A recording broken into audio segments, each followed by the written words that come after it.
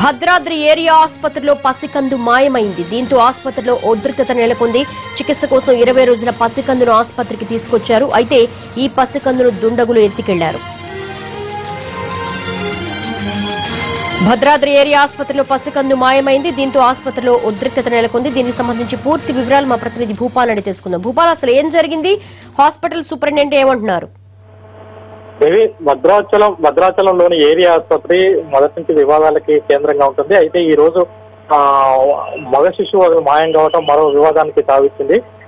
అంటే భద్రాచలం నుంచి ముంపు ప్రాంతమైన తూర్పుగోదావరి జిల్లాలోని నెల్లిపాక మండలం గొల్లగట్టు గ్రామానికి చెందిన శాంతమ్మ 20 రోజుల క్రితం ఇంటి వద్దనే డెలివరీ అయింది. వాస్తవానికి ఇంటి వద్దనే డెలివరీ అయిన తర్వాత అయితే కొద్దిగా అనారోగ్యంతో ఉండటంతో నెల్లిపాక ఆసుపత్రికి నిన్న తీసుకురావడం జరిగింది. నెల్లిపాక ఆసుపత్రి తీసుకొస్తే అయితే బాబుకి కొంత కామెర్లు సోకాయి. దీనికి సంబంధించి బాక్సుల్లో పెట్టాలి, భద్రాచలంలోనే ఆ సౌకర్యం ఉంది, అక్కడికి తీసుకెళ్ళని చెప్పడంతో వాళ్ళు భద్రాచలానికి తల్లి శాంతమ్మ తమ అమ్మతో తీసుకొని భద్రాచలం ఏరియా ఆసుపత్రికి వచ్చింది. అయితే ఏరియా ఆసుపత్రిలో లోపల బాక్సుల్లో పెట్టడం జరిగింది. అయితే ఇదే నేపథ్యంలో ఈ శాంతమ్మ కొంత చెవుడు మెంటల్ కొంత అనారోగ్యం కూడా ఆమెకు ఉన్నదని తెలుస్తుంది. అంటే పక్కన ఎవరు కూడా గుర్తించలేని పరిస్థితుంది. అయితే శాంతమ్మ తల్లి వెంట ఉన్నప్పటికీ కొన్ని కాగితాలు తీసుకురమ్మని ఆసుపత్రి అధికారులు చెప్పడంతో ఆమె మళ్ళీ తిరిగి తమ ఇంటికి వెళ్ళింది.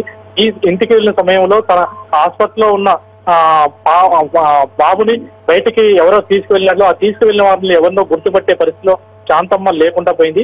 అయితే వాస్తవానికి భద్రాచలం ఏరియా ఆసుపత్రిలో సీసీ కెమెరాలు కూడా ఉండేది, కానీ ఆ సీసీ కెమెరాలు కూడా ఇప్పుడు పనిచేయట్లేదు. అందువల్ల ఎవరు తీసుకెళ్లారనేది కూడా స్పష్టత తెలియని పరిస్థితుంది. ఈ ప్రాంతంలో మగ శిశువుకు ప్రాధాన్యత ఎక్కువగా ఉంటుంది. ఇప్పుడు ఇది కూడా మగ శిశువు కావడంతో కావాలనే తమకు సంబంధించిన వాళ్ళు కావచ్చు, తెలిసిన వాళ్ళు కావచ్చు తీసుకువెళ్ళి ఉంటారని అనుకుంటున్నారు. దీనిపైన విచారణ చేస్తున్నాం. ఇప్పుడే దీనికి సంబంధించి పోలీసు ఫిర్యాదు కూడా ఇచ్చామని సూపరింటెండెంట్ చెప్తున్నారు. ఇప్పటికే బంధువులు ఇప్పుడే అక్కడికి చేరుకుంటున్నారు. ఆందోళన ఈ శాంతమ్మ తల్లి అక్కడ తమ బాబు ఎక్కడున్నారంటూ ఆందోళన చేస్తున్న పరిస్థితి దేవి. అంటే భూపాల్, గతంలో ఇలా శిశువులు మాయమైన కేసెస్ ఏమైనా ఉన్నాయా ఈ ఏరియా హాస్పిటల్లో? దేవి, గతంలో కూడా అంటే 6 నెలల క్రితం కూడా భద్రాచలం ఏరియా ఆసుపత్రిలో ఇదే వివాదం జరిగింది. అప్పుడు కూడా ఒక బాబు మిస్ కావడం జరిగింది. అయితే దానికి సంబంధించిన బంధువులే తీసుకువెళ్లిన ఘటన బయట జరిగినప్పటికీ, అంటే తెలిసిన వాళ్ళు తీసుకెళ్లిన వాళ్ళు ఉన్నప్పటికీ అప్పుడు సీసీ కెమెరాలు ఉండటం వల్ల, సీసీ కెమెరాల్లో గుర్తించడం వల్ల ఆ సీసీ కెమెరాల ద్వారా వాళ్ళని పట్టుకోవడం జరిగింది.